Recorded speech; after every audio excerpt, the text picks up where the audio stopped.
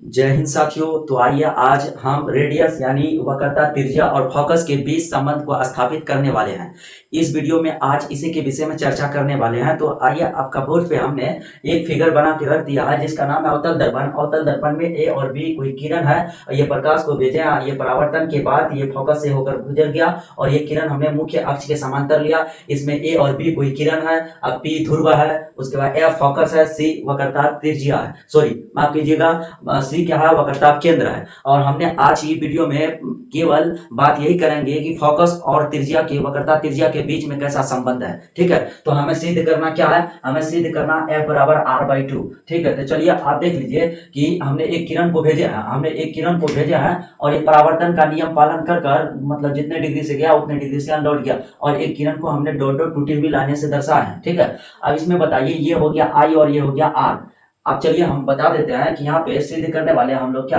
अब देखिए, त्रिभुज ए बी सी, देखिए यहाँ पे कि त्रिभुज देख लीजिए, यानी एंगल ए बी और सी, और बराबर है क्या, एंगल ए बी सी बराबर है किसका, त्रिभुज बी सी एफ का। यानी ए वाला त्रिभुज और ये वाला त्रिभुज आपस में दोनों क्या बराबर है। ये किसके नियम से, परावर्तन के नियम से। जितने डिग्री से आएगा उतने डिग्री से लौट जाएगा, आपको पता है ना। यानी परावर्तन, आप यहाँ देखिए, परावर्तन कोण आपतन कोण है ना, आपतन कोण परावर्तन कोण के बराबर है। आपतन कोण ये हो गया, परावर्तन कोण ये हुआ। यानी आई से इंसिडेंस रे और आर से रिफ्लेक्टिव किरण। ठीक है, रिफ्लेक्टिव रे। चलिए बात करने वाले angle A B C, angle A B C किसके बराबर है, एंगल बी सी एफ के बराबर है। यानी ये वाला त्रिभुज ये वाला त्रिभुज के क्या आपस में बराबर है, तो हम कह सकते हैं त्रिभुज बी सी एफ इसके बराबर है। ये किसके नियम से, तो आप कह सकते हैं ये परावर्तन के नियम से। किसके, परावर्तन के नियम से, परावर्तन के नियम से, है ना, परावर्तन के नियम से आप कह सकते हैं कि ये बराबर है इसका। यहाँ तक कोई दिक्कत नहीं है, परावर्तन का नियम I = R होता है ना। तो चलिए आप लिख सकते हैं क्या, एंगल ए बी सी बराबर है किसका, एंगल बी सी एफ का। बोलिए बराबर है ना। आप इसमें यहाँ समझ जाइए कि आप कोई भी लाइन है, जैसे मान के चलिए समांतर लाइन है, इसको काटने वाली ये वाला रेखा और ये वाला दोनों आपस में क्या होता है, बराबर होता है ना। तो यहाँ पे एक लाइन है समांतर दो, इसको काटने वाली ये रेखा है, तो ये वाला एंगल और ये वाला कोण क्या है, बराबर है। यानी आप कह सकते हैं कि ये कोण क्यों है, एकांतर कोण। कौन क्यों है, एकांतर कोण से आप कह सकते हैं, एकांतर कोण से आप कह सकते हैं कि ये दोनों आपस में क्या बराबर है ना।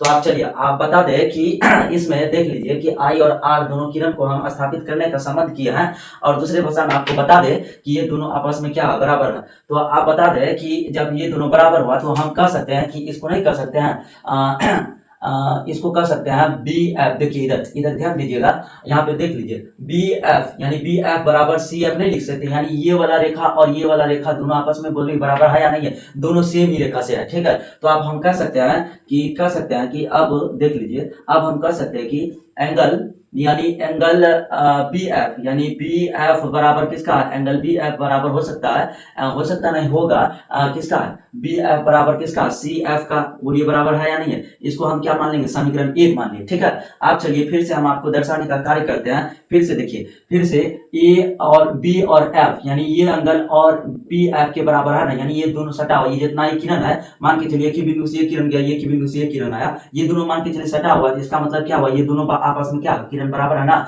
वही प्रकार से हम कह सकते हैं कि एंगल देख लीजिए, एंगल बी एफ बराबर किसका, एंगल किसका, पी एफ। यहां तक हम लिख सकते हैं या नहीं लिख सकते हैं, एंगल बी एफ बराबर किसका था, पी एफ का। कोई दिक्कत नहीं ना। चलिए आप समीकरण 1 और 2 को हम चलते हैं, समीकरण 1 तथा 2 से, समीकरण 1 तथा 2 से दोनों को हम मिला देते हैं, तो आप कह सकते हैं कि एंगल क्या बच गया, एंगल देखिए B F, angle B F बराबर क्या है, C F, angle C F. आप कह सकते हैं एंगल फिर बी एफ बराबर क्या, एंगल फिर पी एफ। यहाँ तक कह सकते हैं, देखिए बी एफ दोनों कट जाएगा, तो हम =2 में लिख सकते हैं सी एफ बराबर में क्या लिख सकते हैं, पी एफ। लिख सकते हैं या नहीं लिख सकते हैं, ये कह सकते हैं आप समीकरण 1 2 3, ये 3 निकल गया। ठीक है, अब आगे चलते हैं, आपको आगे समझाने का प्रयास करते हैं। और इसके बीच संबंध को स्थापित करने के लिए हमको लाना क्या, यहाँ पे देख लीजिए F बराबर R/2 लाना। ठीक है, तो देखिए सी एफ है ना, सी एफ यही है ना। यदि ये पूरे दूरी में से सी एफ, मतलब ये पूरे दूरी में से मान के चलिए पी एफ को घटा देंगे तो क्या बचेगा, सी एफ बचेगा ना। तो इसीलिए हम कह सकते हैं यहाँ पे आप देख लीजिए, अब देखिए फिर से सी एफ है ना, सी एफ है, तो इसके जगह जगह पर हम लिख सकते हैं ना सी एफ बराबर, देखिए पी सी, क्या लिख सकते हैं पी सी बराबर, यानी पी सी हमें सी एफ लाना है ना, यहाँ पे देख लीजिए सी एफ बराबर क्या C F C F C F C F बराबर में क्या प्लस में पी एफ हम लिख सकते हैं ना पी एफ, यानी पी सी बराबर सी एफ, पी सी बराबर हम नहीं लिख सकते, यानी ये दोनों को जोड़ के आप कह सकते हैं कि पी सी बराबर हो सकता है क्या C F plus F P, नहीं लिख सकते हैं एफ पी लिख सकते हैं या पी एफ लिख सकते हैं, ठीक है कोई दिक्कत नहीं। पी सी बराबर यानी ये दोनों जुड़ के बना है ना, तो दोनों जोड़ के लिख दिए, अब यहाँ तक कोई दिक्कत नहीं होना चाहिए आपको। आप देख लीजिए आप कह सकते हैं कि पी सी, देखिए पी सी को यहीं पे रहने दीजिए और सी एफ को आपने क्या माना सी एफ बराबर है किसका पी एफ का, यानी आप कह सकते हैं कि सी एफ बराबर है पी एफ का, तो सी एफ के जगह पर हम पी एफ नहीं लिख सकते कि दोनों बराबर है आपस में, तो इसके जगह पर हम पी एफ लिख सकते हैं या नहीं लिख सकते, लिख सकते हैं बिल्कुल लिख सकते हैं, और पी एफ तो यहाँ पे है ही, और ये किसके नियम से आया, तो आप कह सकते हैं ये आ गया क्या सी एफ बराबर किसका है पी एफ का, दोनों बराबर है तो पी एफ की जगह पर सी एफ लिख सकते हैं, सी एफ की जगह पर पी एफ लिख सकते हैं। तो देखिए पी और सी बराबर क्या पी एफ को जोड़ लीजिए तो कितना हो जाएगा 2f होगा ना, 2f लिख सकते हैं, आराम से लिख सकते हैं 2f लिख सकते हैं ना, 2f एक एक दो हो गया 2f लिख सकते हैं। आप बताइए, यहाँ पे आपको बताने का प्रयास कर रहे हैं, यहाँ से लेकर यहाँ तक यहाँ पे भी फोकस है ना, यहाँ भी फोकस है या नहीं है, यहाँ भी फोकस है, तो इसीलिए आप हम कह सकते हैं कि पी सी बराबर क्या लिख सकते हैं 2f लिख सकते हैं या नहीं लिख सकते, बिल्कुल लिख सकते हैं 2f, देख लिया ना।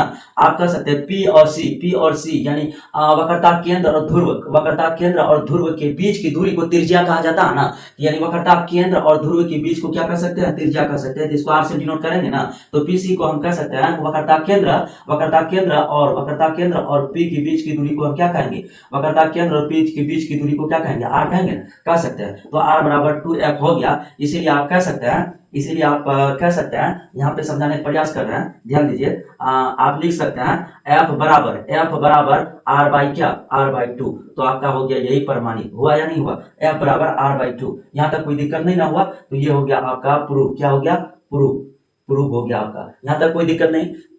तो चलिए यहाँ तक आपको समझ में आ गया होगा कैसे कैसे क्या हुआ, कोई दिक्कत नहीं हुआ है, तो हम वीडियो को करते हैं समाप्त। इससे पहले आप मेरा चैनल में यानी रणनीति मार्गदर्शन को सब्सक्राइब करके एक लाइक बहुत दे दीजिएगा, क्योंकि वीडियो बनाने में बहुत मेहनत लगता है। तो चलिए जय हिंद, थैंक यू, धन्यवाद।